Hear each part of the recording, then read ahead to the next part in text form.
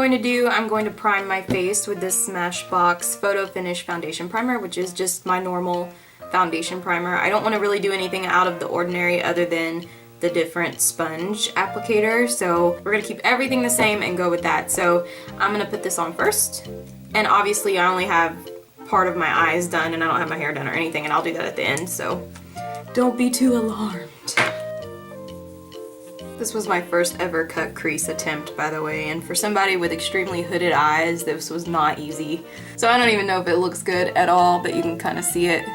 Our foundation primer is on. If you didn't know, the little sponge looks like this. Flat surface there, which the Beauty Blender does not. It looks like that. So we're gonna see which one I prefer and if they work the same. The Real Techniques sponge is a little more porous than the Beauty Blender, so we'll see.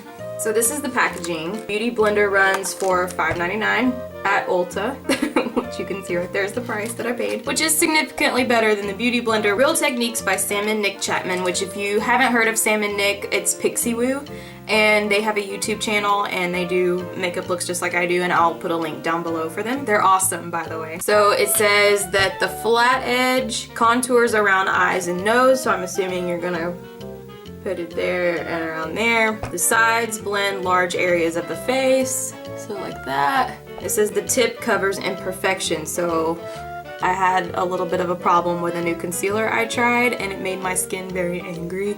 So I guess I could take my concealer and dot it where I see problems. Okay. And it says use damp or dry with liquid foundation. Wash every 1 to 3 uses. I'm gonna go wet this and be right back. Okay, so I'm back and it did expand just like the Beauty Blender does, and I'm using my tried and true Double Wear, Estee Lauder Double Wear foundation in 2C1. And I didn't want anything to be different than normal, so let's put it on. So I'm just using the little side part, and then I'm turning it around and moving it up towards my eye. It feels like it retains a little more water than the Beauty Blender, even after squeezing it out and drying it with a towel and everything. I don't know if I like so much water retention in a sponge that I'm using to put on my foundation, because it does tend to water it down a little. It's not so full coverage like normal. I'm going to take this sharp edge and blend it down to where I did my eyebrows. That's a cool feature that I can get close to where I did my eyebrows if I want to do my eyebrows first before doing my foundation in case I mess up or something. That's a neat feature. I really like that. If you can't afford the Beauty Blender, I would definitely recommend this as a dupe. I think I like how the Beauty Blender applies just a little bit more than this, because this does tend to retain a little more water. But if I was going for a sheer coverage look, foundation, like a no makeup look, I would totally use this over the Beauty Blender, because it really helps with foundation application to not be cakey. Let's put concealer on and see how that does with this too. I'm very curious. For concealer, I always use my MAC Pro Longwear in NW20 to go with the Estee Lauder Double Wear. I just think this is a magic combination, especially for oily skin folk like me. And I'm using my MAC 194 brush to apply my concealer first, because I can get the placement exactly how I want it with this brush.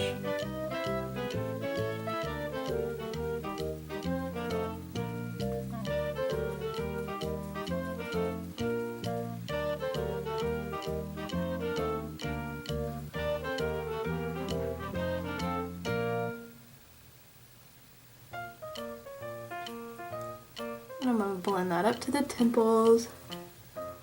It's a little bit damp on my skin, which is, it's a little more damp than normal than the original Beauty Blender would be, but it did apply really beautifully. So like I said before, if you can't afford the Beauty Blender, then just, you know, pick this up for $5.99 at your Ulta and it's fabulous. So I'll finish up the rest of my face makeup and we'll go from there.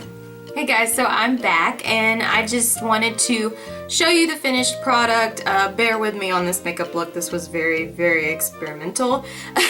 So I don't know how I feel about it. So be nice to me when you see this. So of the two, I do prefer the Booty Blender, really. Of the two, I do prefer the Beauty Blender over the Real Techniques sponge, just because it gives me a more full coverage look while still wicking away the excess product and I still don't look cake face, you know? The Real Techniques sponge doesn't do that as well. It tends to take away more product than the Beauty Blender. So I would still go for this one, but if you can't afford this or don't want to pay the price for this because it is a little bit expensive, then I would definitely pick this up at your local Ulta, and it's totally worth the $5.99 that I paid for it.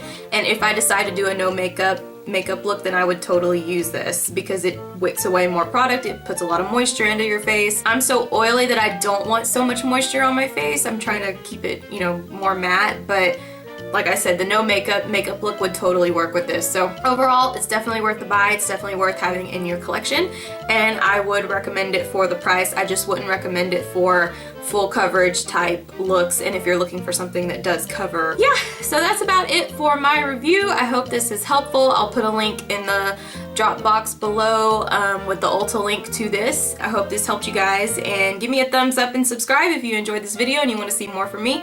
I will have an exciting announcement on Friday, as well as a few special types of videos coming up very, very soon. So I hope you guys enjoyed, and I will catch you guys in the next one. See you, bye.